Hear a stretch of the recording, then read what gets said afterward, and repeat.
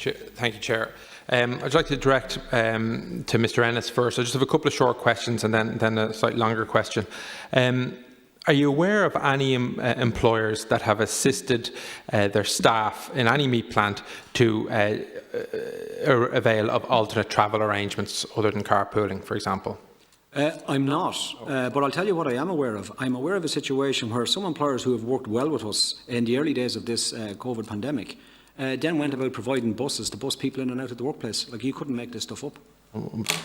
Okay. Are you aware of any employers that have assisted staff in terms of accessing medical services, such as GP, if they've had any difficulties? Has there been any information given or anything? No.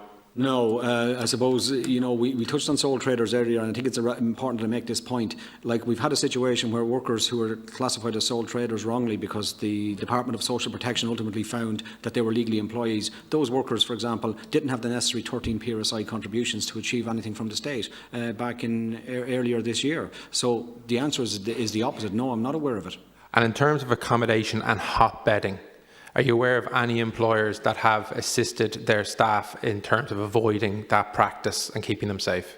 I'm not aware of that, Deputy, and maybe the Migrant Rights Centre, I think maybe in later we'll talk about that, but I will say this, we have anecdotal evidence throughout the country, as all of the unions have, with regard to the cramped conditions that workers are living in, but this hot bedding phenomenon now is really the worst case scenario, where workers on shift finish and go back, and the other workers that are in the house go back into work. Now, that sort of an arrangement to me is something that needs to be outlawed, because that is an absolute transmitter of COVID. Absolutely. Your answers to those short questions have backed up my worst fears in terms of the responsibility the employers are having towards their staff. In terms of, can you explain why it's important that inspections are unannounced? If you could explain that in more detail, I think that would be very helpful. Well, look, I don't know, Deputy, if it needs that much explanation, because basically, if you're telling someone they're coming to your house for an evening dinner, you'll probably have the kitchen clean and the food cooked.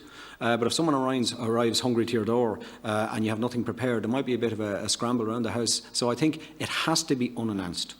We have to ensure it's unannounced, because if it's unannounced, that means workers and, more importantly, their employers are on their toes with regard to the provision of PPE and the necessary safety standards that's desired within any workplace. Absolutely. And are you getting feedback from the floor that with the announcements that the inspections are coming, that there is a tidying up and a preparation of the dinner approach? Oh, absolutely. And a delineation in the PPE provision when it's over. Absolutely.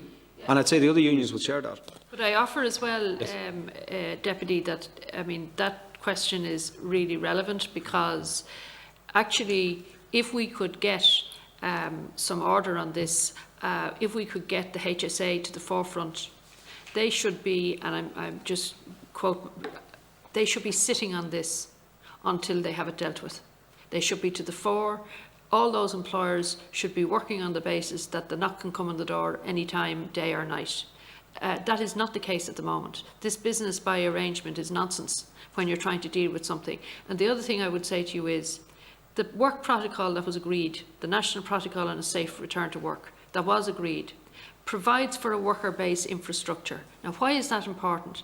That would mean that all of the people on the floor could have their own representative who would interact under the Health and Safety Act, would interact with an identified management person and share all the difficulties that they believe arising out of COVID.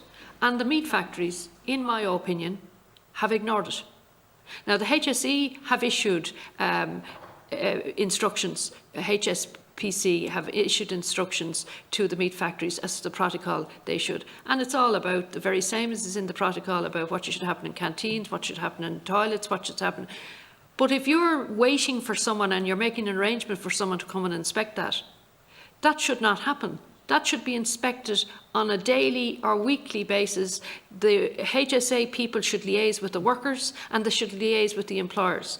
I asked them, and I asked the Department of Agriculture representatives, were they doing that? And I have to say, I didn't get great confidence in the answer that I got. And those things need to start happening immediately. This is so, so important that they do it immediately.